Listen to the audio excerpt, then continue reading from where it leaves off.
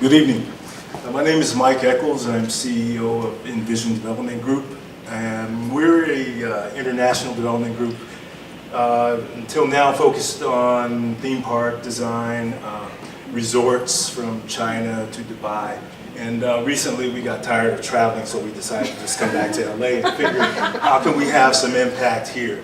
And through a series of events, we are focused on South Los Angeles. In this, I want to open our minds a little bit. It's a concept that I just recently realized applied to what we're doing, and I'm exploring it myself, but it's the concept of time equity. I was watching a show, and one of my favorite scientists, Neil deGrasse Tyson, you guys might know who he is, said that searching for food and shelter robs us of the limits of creativity the human mind can deliver. And that, to me, kind of resonated, and I started to explore that.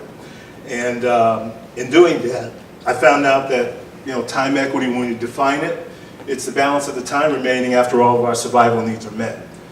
In South Los Angeles, the search for food, water, shelter, other overhead, clothing, utility bills, family time, rest and rejuvenation have very little time equity. Time equity is the time available, total time in a day, 24 hours or in a week, minus that time it takes for you to search for all those other things.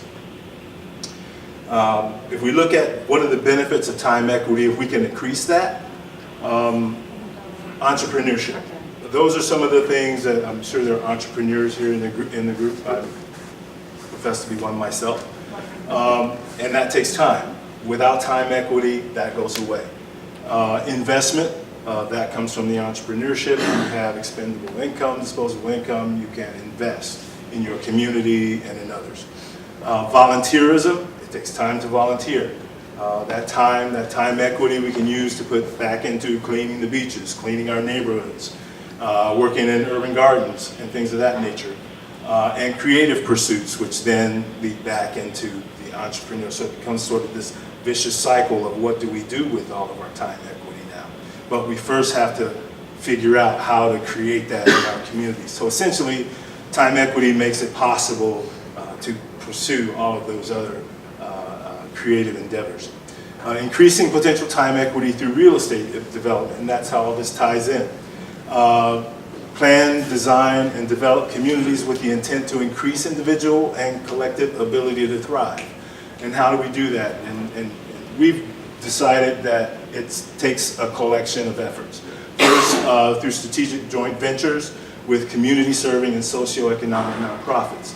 So currently we're working with the YMCA to increase one of their small neighborhood Ys to a 40,000 square foot state-of-the-art Y, which anchors a 500-unit mixed-use facility in South Los Angeles.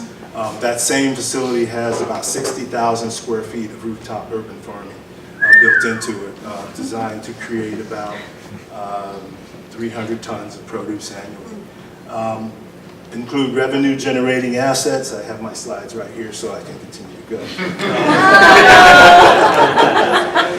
Include design elements that benefit the well-being of the community, including biophilic design. Thank you, Heidi, for that word. I didn't know what biophilia was when she told me, but I thought I like it.